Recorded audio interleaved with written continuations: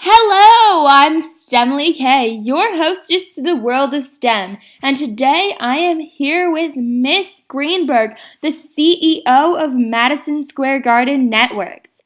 So, first, Miss Greenberg, could we talk about your educational background and how you got interested in the field you're in today? Um, we have a middle brother.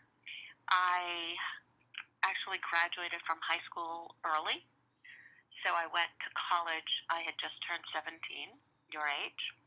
I actually skipped my senior year because of the AP classes I had taken, and I was going to be a doctor. So I picked at the time the best school, the, the school that I thought I hadn't really been anywhere or looked at any schools. Mm-hmm. But the school that had a wonderful, wonderful biology program, and at the time it was, and it still is, in terms of sciences, Brandeis University. And I had been up there taking some classes over the summer so that I could graduate early at a private school called Andover, and loved the area. Went into school thinking that I was going to be a doctor, and took all my science classes up to my junior year.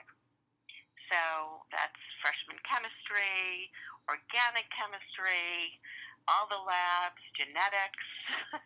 um, and when I was a junior, I decided that wasn't the path for me. I wasn't quite sure what I wanted to do at that point, but I ended up graduating with a degree in economics and attended law school for a little while, but actually took a leave of absence there because I wasn't quite sure what I wanted to do, Mm-hmm.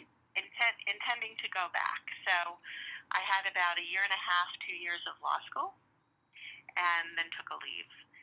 While I was out on leave, I took a job working in a very nascent industry, which at the time was cable television programming, and that was in the early 80s. A very, very pioneering company that was um, owned by a company called Cablevision. You might have heard of it. Mm-hmm. Um, and working for a man and his team, whose name is Chuck Dolan. And Chuck Dolan was the founder of HBO. He was a true pioneer and visionary. And when you talk about women achieving leadership roles, I think for me, I was very, very fortunate. I really worked with a lot of men at that time who were really gender blind. So for me, and I know that's not always the case, Yeah. I really never felt that I was being held back in any way, shape, or form because of my gender. That's unique. That is unique. Although, as I started to gravitate, so at the time I was doing a lot of negotiating. So I was in a role it's called a business affairs role, which is a really a deal making role. And over the years, as the portfolio of programming networks grew, TV programming networks grew, many of them were on the sports side of the business. And I was very often the lead negotiator, negotiating with team owners or sports leagues, major cable operators, and with very, very few exceptions, and there are some exceptions that were pretty stark, I was always, I think, judged on my capability as opposed to my gender. I think unique. Mm-hmm. Um, and for me, as the portfolio grew and my role grew, and what I learned was very early on, even without having an organization behind me, one of the things that I thought was very important was being able to bring teams together to accomplish a goal, even if those teams didn't have line reporting to you, meaning they reported directly into you.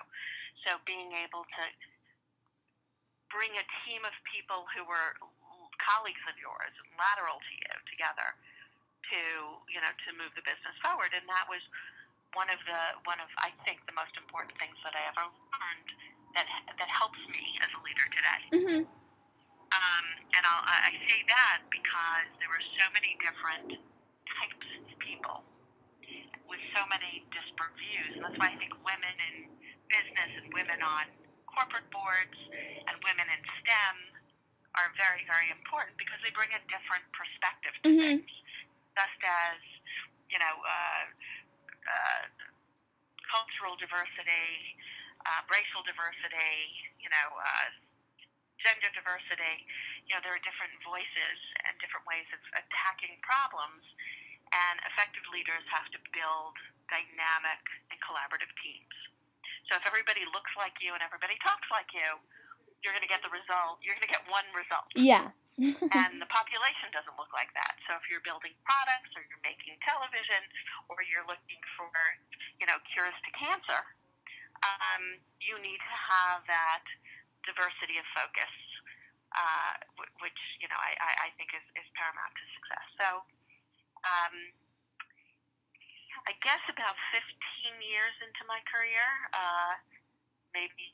about 15 years into my career, I was actually approached about running a business because at that point, my function was across many businesses. I was really in a corporate role, and the profit and loss (P&L) is what we call it, owner of the regional sports businesses, and we owned at the time about 10 of them, had left. And interestingly, they asked me if I wanted to run that division, which, again, very, very fortunate because you would never think that you would logically go to a woman to want to run a sports business. Yeah. But again, I was working for people who looked beyond gender and just looked at, I think, skill sets and, and history. And from there, the businesses grew, morphed, changed, and then ultimately several of them were sold. I moved into a different part of the company.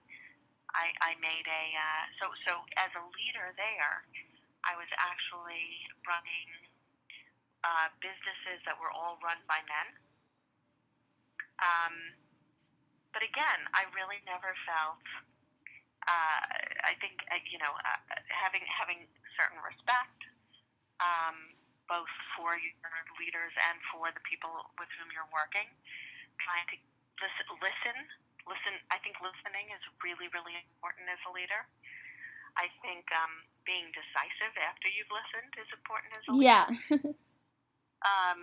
It's like everybody has their point of view and should have their say. But at the end of the day, if you're part of the team, a decision will be made, and everybody needs to support that decision, whether they agree with it or not at the end of the day. But the collaboration and the debate and the creativity, I think you need to allow people to fail. I think you need to take some chances, measured chances as a good leader, because that makes your team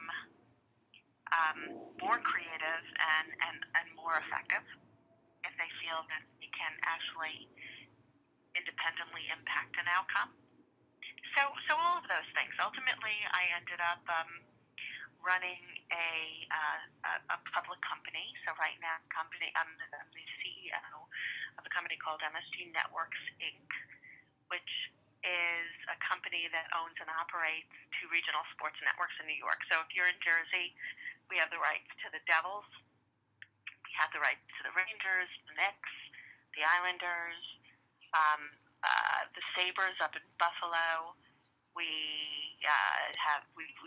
showcase programming of the Giants and the Buffalo Bills. So it's a very fulsome regional television, 2 regional television networks. Another question I have is, what advice do you have for girls who aspire to be a CEO of a company one day? Yep. So I have 2 girls, and one of them is 27, and one of them is 23. And what I tell them is to always raise your hand. Mm-hmm. Right? Always raise your hand.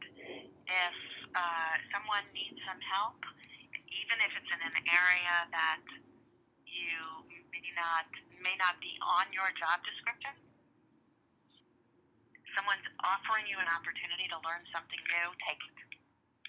And, that's really how I advanced my career. I found at various points in my career there wasn't someone looking at how our businesses interacted with Washington, D.C. And I said, that sounds interesting. Why don't I take that on? Mm-hmm. And I learned that. Or on the advertising sales side, I'm not a salesperson. I'm much more of I think a strategist than a salesperson, but someone wants you to go to a sales meeting with them and maybe even prepare some of the materials, even if it feels like it's something that is not directly in your area of expertise. Do it. Listen, learn, ask, and then the other piece of advice that I have is always ask questions. Always ask questions. If you don't know the answer, ask. And you'll find that most people will be thrilled to explain to you why they're doing something or why they're thinking in a particular way. So for me, that's how I got to where I am. I raised my hand. I took on more and more responsibility. At one point in my career, I even moved laterally. So rather than getting a promotion, I actually took a job at the same level, but in a different area, so that I could expand my skill sets and my knowledge base. And that's all part of growing. Well, I want to thank Miss Greenberg for taking up her time and being with us today. And again, I'm STEMlyK, your hostess to the world of STEM.